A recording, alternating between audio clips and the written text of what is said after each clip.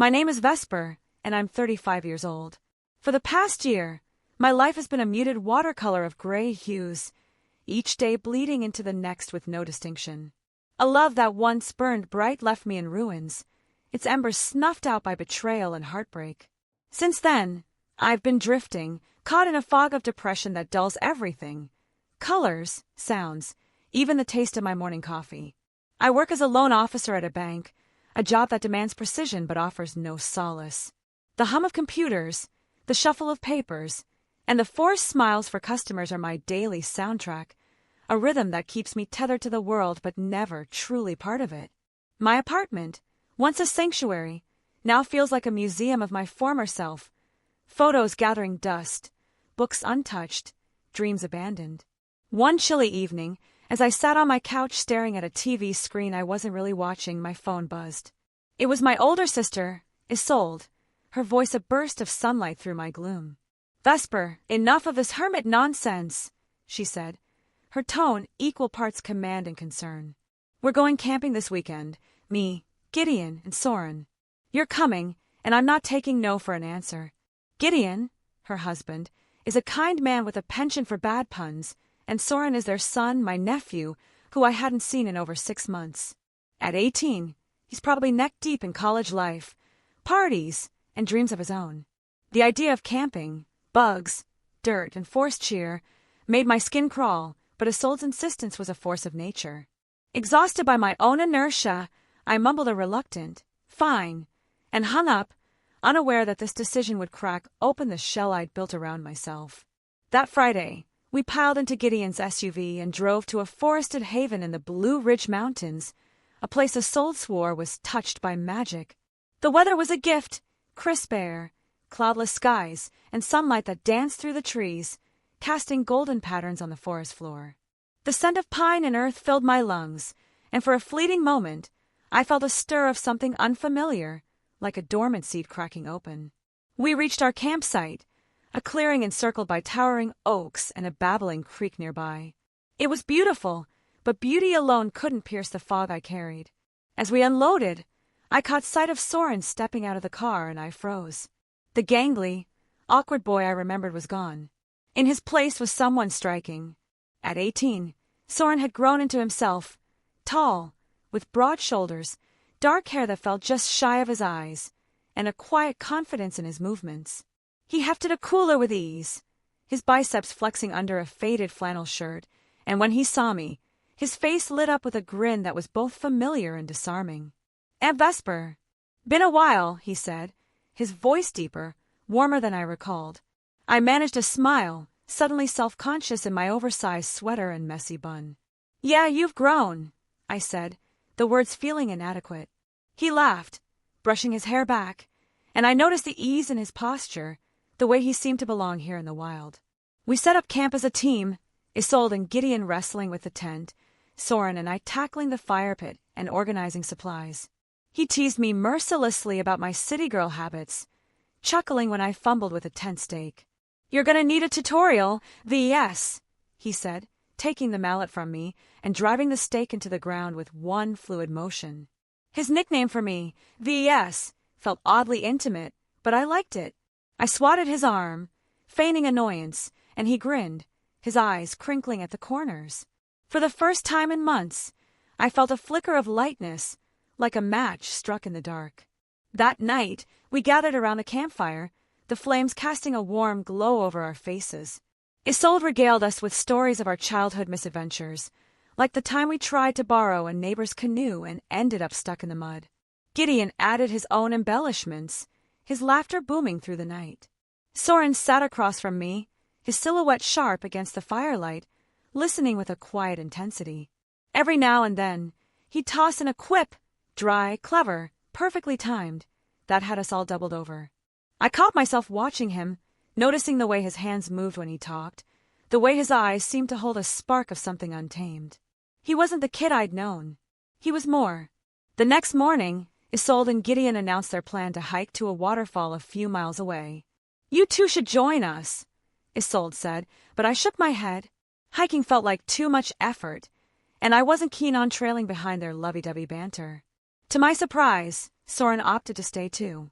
I'm good here, he said, stretching out in a camp chair with a lazy grin. Gotta keep VS company, make sure she doesn't get eaten by a bear. I rolled my eyes, but my heart gave a strange little jump. Isolde raised an eyebrow but said nothing, and soon she and Gideon were off, leaving us alone in the quiet of the campsite. The silence that followed wasn't awkward, but it was charged, like the air before a storm. We started the day slowly, sipping coffee from tin mugs and chatting about safe, surface-level things. His college classes, my soul-sucking job, the best hiking trails he discovered. Saurin was studying environmental science, and his passion for the natural world was contagious. He talked about rewilding projects and old-growth forests with a fire in his voice, his hands gesturing animatedly. I found myself leaning in, drawn to his energy, his conviction. You really love this stuff, don't you? I said. He smiled, almost shy. Yeah, it's like, the world's got so much to say if you listen. The conversation turned personal when I let slip a piece of my own story. My breakup, the way it had gutted me, the depression that clung to me like damp clothes. I hadn't meant to share so much, but Saurin's presence was disarming, his gaze steady and free of pity. That sounds like it hurt like hell, he said softly. But you're still here, VS. That's not nothing. His words, simple as they were, landed like a lifeline. I blinked back the sting in my eyes, managing a small nod. Thanks, I whispered. To lighten the mood, Saurin pulled out a deck of cards from his backpack. Let's make this interesting, he said, his grin mischievous. We play for wishes. Loser grants the winner's wish. Nothing too crazy deal. I arched an eyebrow, intrigued despite myself. What kind of wishes? I asked. He shrugged, shuffling the deck with practiced ease. Guess we'll see. We started with rummy, the stakes adding a thrill to the familiar game. The first wishes were playful. Saurin made me attempt a cartwheel. I failed spectacularly, collapsing in a giggling heap, and I dared him to chug a cup of Isolde's infamously bitter herbal tea.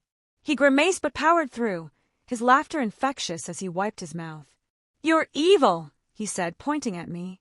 I smirked, feeling a rush of something I hadn't felt in ages, fun.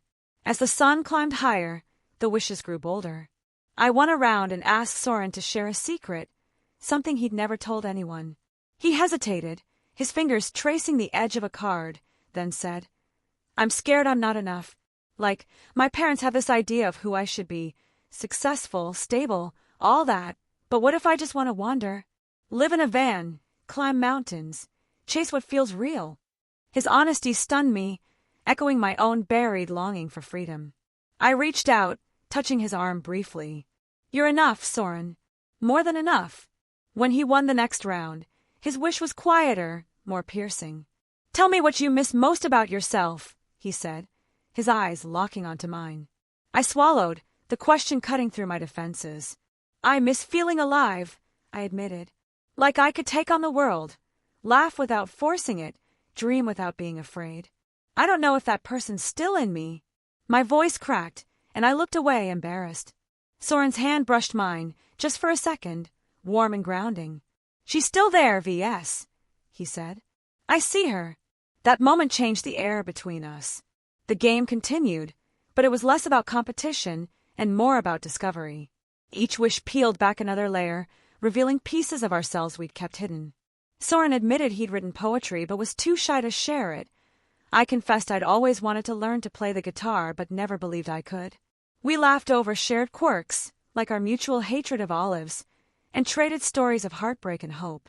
With every word, I felt the fog in my chest thinning, replaced by a warmth I hadn't known I could still feel. By afternoon, we'd abandoned the cards, sprawled on a blanket by the creek. The conversation turned to dreams, the kind you whisper only in safe spaces.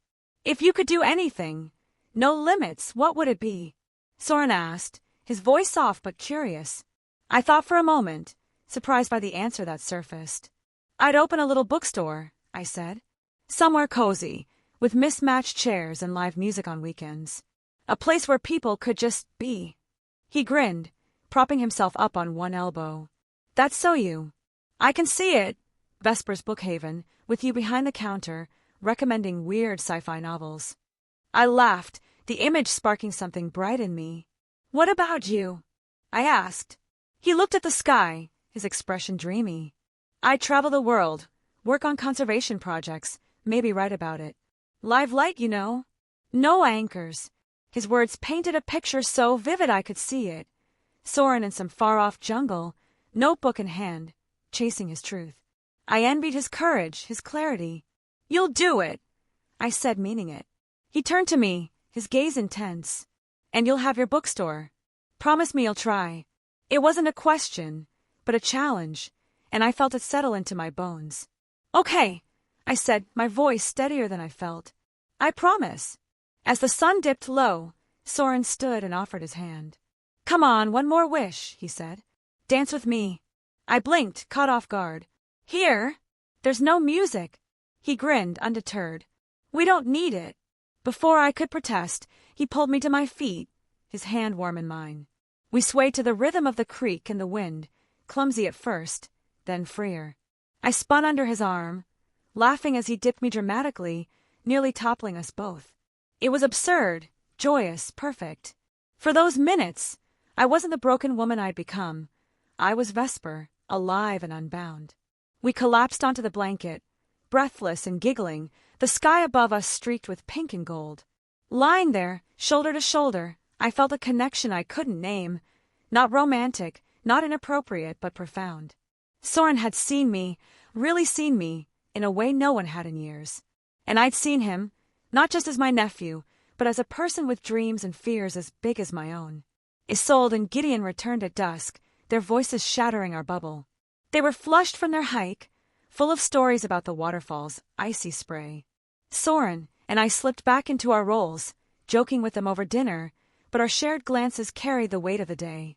That night, as I lay in my tent, I replayed every moment, the cards, the confessions, the dance. For the first time in months, I fell asleep smiling. The rest of the trip was a blur of family moments, roasting marshmallows, playing charades, Saurin teaching me to skip stones across the creek. We didn't have another day alone, but we didn't need one. Our bond was woven into the small things.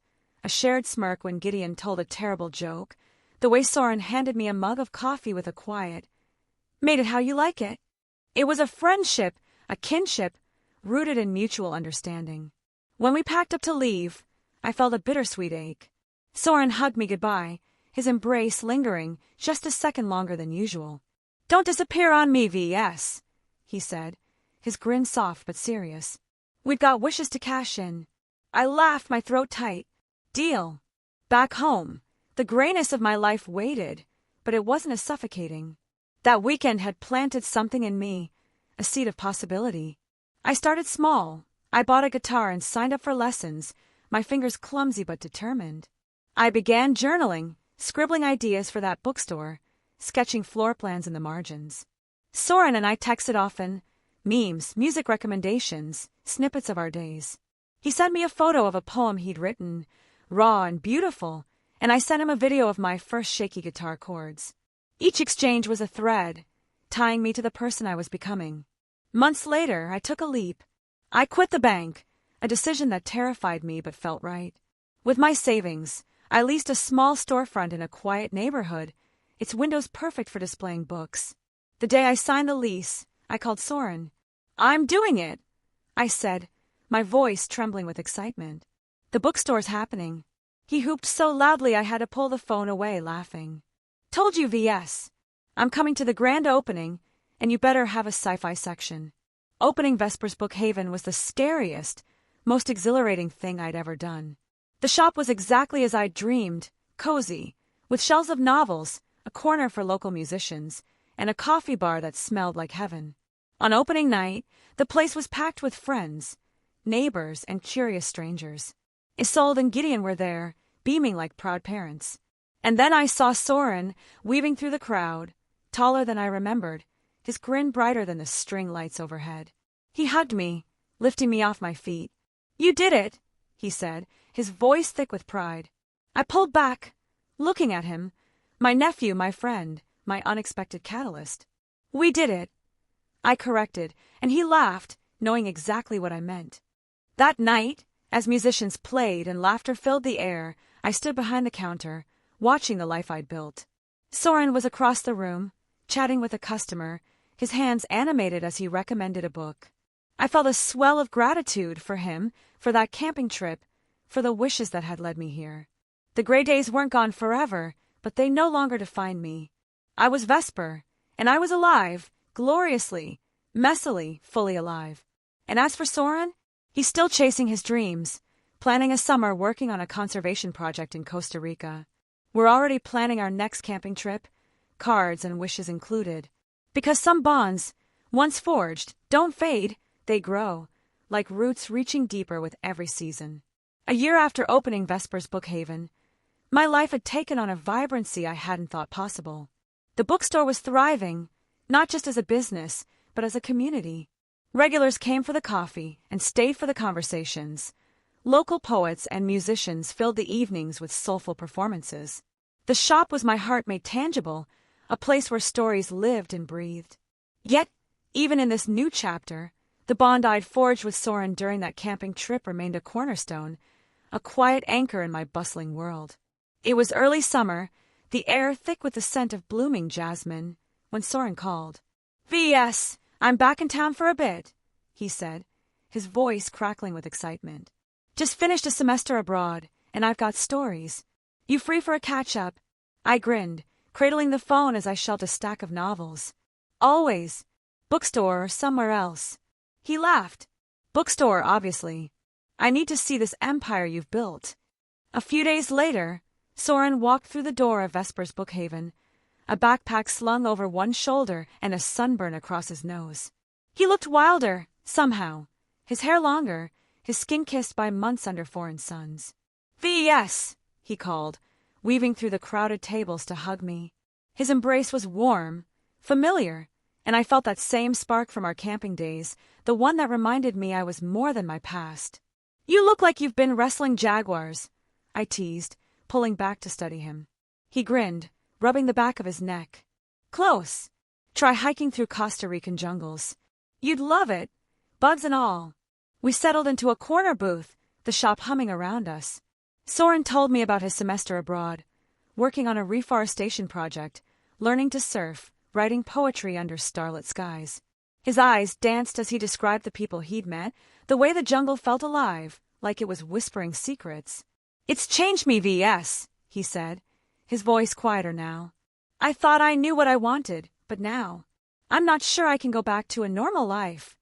I nodded, understanding that hunger for something bigger, truer. "You don't have to," I said. "You're writing your own story. Make it wild." He leaned back, studying me. "And you? This place," he gestured at the shelves, the fairy lights, the customers lost in books. "You're living your dream. How's it feel?" I smiled, tracing the edge of my coffee mug. "Scary. Amazing. Like I'm finally me again." His grin softened, and for a moment, we just sat there, the weight of our shared history filling the silence. That evening, after the shop closed, we stayed late, just the two of us. I pulled out a deck of cards, a nod to our camping days. "Wishes again?" I asked, arching an eyebrow. Saurin laughed, snatching the deck. "You're on. But I'm warning you, I've got some good ones up my sleeve." We played, the stakes as playful and profound as before. His first wish was for me to read one of his poems aloud, a raw piece about roots and wanderlust that left me breathless. Mine was for him to sing, badly on purpose, which had us both in stitches as he butchered a pop song. As the night deepened, the wishes turned introspective. Saurin went around and asked, "What's the one thing you still want, V.S.? The big dream you're not chasing yet?" I hesitated, the question stirring something I'd buried. "I want to write," I admitted. "Not just journal, but stories. Maybe a novel. I've got ideas, but I'm scared they're not good enough." He leaned forward, his gaze fierce. "They're good enough because they're yours. Write them. I'll read every draft."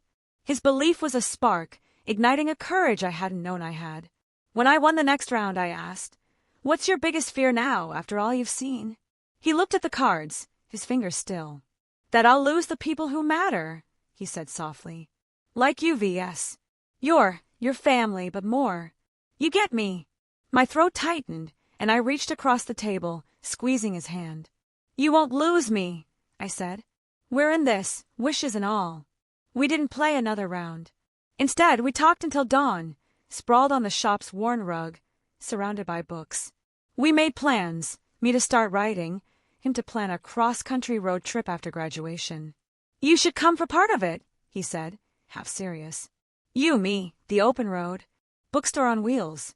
I laughed, but the idea took root, a dream for another day. When Saurin left town a week later, I felt that familiar ache, but it was laced with hope.